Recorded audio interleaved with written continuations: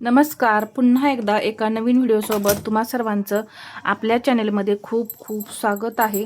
आजच्या व्हिडिओमध्ये मी तुम्हाला तिरका मुंडा मोजून बाहीचं कटिंग कसं करायचं असतं हे मी तुम्हाला आजच्या व्हिडिओमध्ये समजावून सांगणार आहे.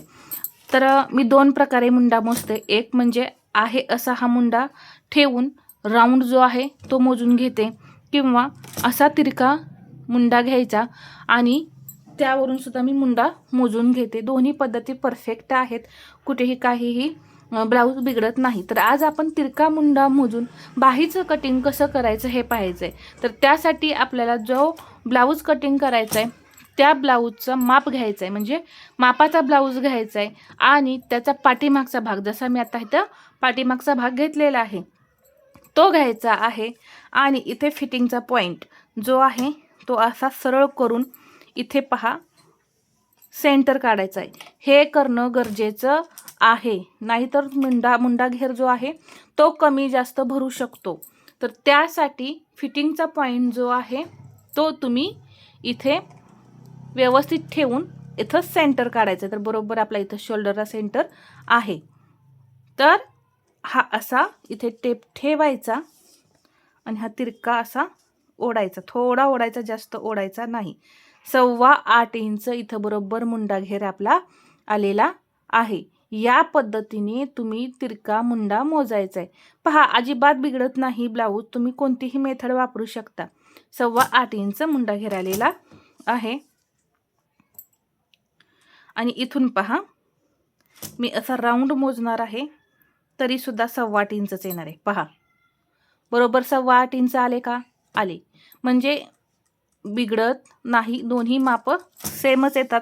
किंवा 1 इंचाने तुमचा लूज वगैरे येऊ शकतो, परंतु इथे बरोबर आलेला आहे. 8.25 इंच इथं मुंडा घेर आपला बरोबर आलेला आहे. आता याची बाही कटिंग करायची आहे आपल्याला.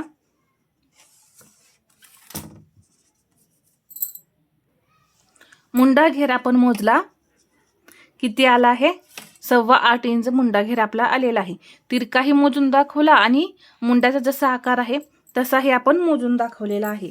बाहीची उंची आहे 8.5 इंच, तर मी घेणार आहे 9.5 इंच.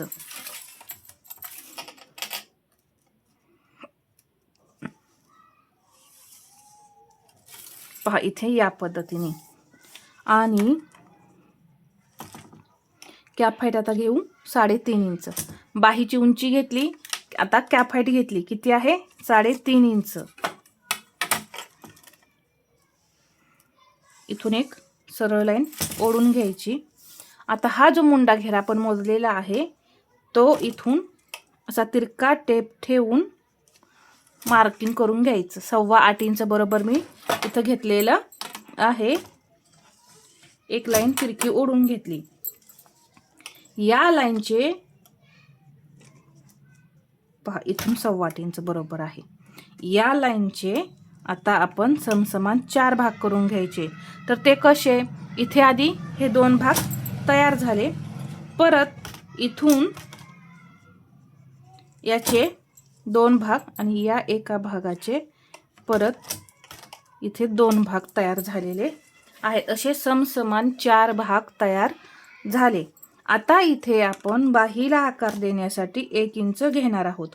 1 इंच मी या इथे घेतलं.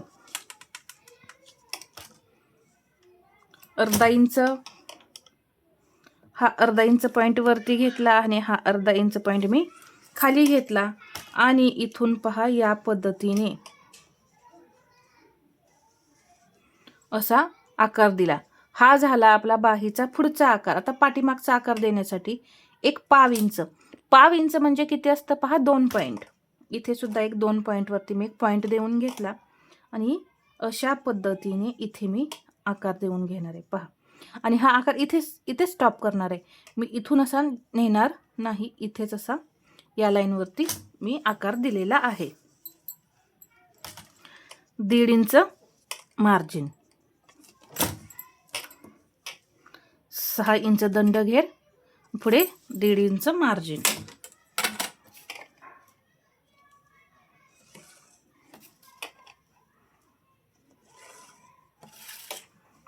आणि इथून हे डाऊन केलं मी अर्धा इंच. अशा पद्धतीने तुम्ही परफेक्ट असा तिरका मुंडा मोजून बाहीचं कटिंग करू शकता. अजून म्हणजे आता ही बाही आपली थोडी लांब आहे, तर फिटिंग करताना इथून एक 2 पॉईंट म्हणजे 5 इंच असं फिटिंग थोडं असं राऊंडेडमध्ये करायचं, म्हणजे तिथे घोळ वगैरे येत नाही, चुन्या वगैरे येत नाही. तर यामध्ये मी जी काही माहिती सांगितली ती तुम्हाला कशी वाटली हे मला कमेंटमध्ये सांगा. आणि व्हिडिओ तुम्हाला आवडला असेल तर लाईक करा, शेअर करा आणि असेच नवनवीन व्हिडिओ पाहण्यासाठी आपल्या चॅनेलला सबस्क्राईब करायला विसरू नका. धन्यवाद.